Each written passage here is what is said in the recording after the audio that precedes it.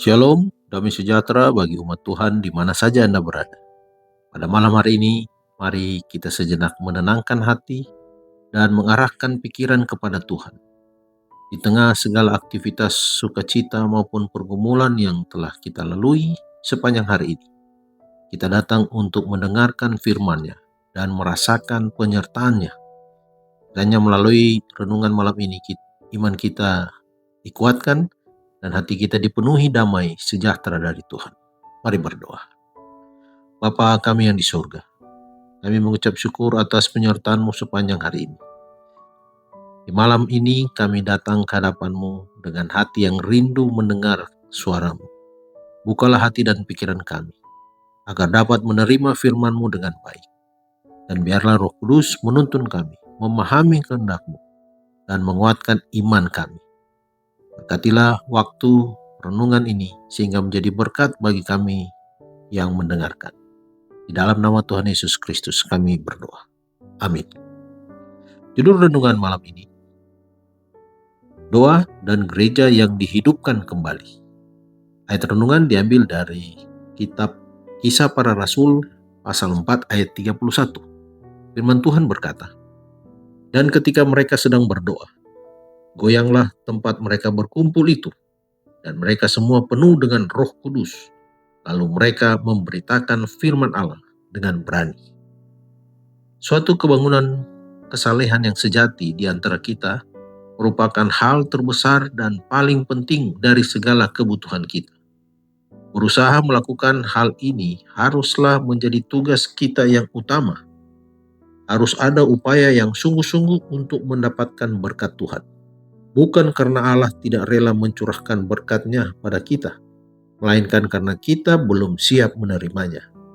Bapa Semawi kita lebih rela memberikan Roh Kudus-Nya kepada mereka yang meminta daripadanya, ketimbang bapak-bapak duniawi memberikan hadiah-hadiah yang bagus kepada anak-anak mereka. Tetapi adalah tugas kita, melalui pengakuan, kerendahan hati, pertobatan, dan doa yang tekun, agar memenuhi akan syarat-syarat dengan mana Allah telah berjanji untuk mengaruniakan berkat-Nya kepada kita. Kebangunan perlu diharapkan hanya di dalam jawaban akan doa. Sementara orang-orang sangat kekurangan akan Roh Kudus, mereka tidak dapat menghargai pemberitaan firman. Tetapi ketika kuasa Roh menyentuh hati mereka, maka khotbah yang diberikan tidak akan memberikan hasil. Khotbah yang diberikan tidak akan memberikan hasil. Dipandu oleh ajaran firman Allah dengan manifestasi Roh-Nya dalam penerapan kebijaksanaan yang baik, mereka yang menghadiri perhimpunan kami akan memperoleh pengalaman yang berharga dan pulang ke rumah akan dipersiapkan untuk memberikan pengaruh yang menyehatkan. Para pembawa standar lama mengetahui apa itu bergumul dengan Tuhan dalam doa dan menikmati pencurahan Roh-Nya. Tetapi ini sedang berlalu dari tahap aksi, dan siapa yang datang untuk mengisi tempat mereka? Bagaimanakah dengan generasi muda? Apakah mereka bertobat kepada Tuhan? Apakah kita sadar akan pekerjaan yang sedang terjadi di tempat kudus surgawi? Atau apakah kita sedang menunggu suatu kekuatan yang memaksa untuk hadir di gereja sebelum kita diangkat? Apakah kita berharap melihat seluruh gereja dihidupkan kembali? Saat itu tidak akan pernah datang. Ada orang-orang di gereja yang tidak bertobat dan yang tidak akan bersatu dalam doa yang sungguh-sungguh dan tekun. Kita harus masuk pada pekerjaan itu secara individual.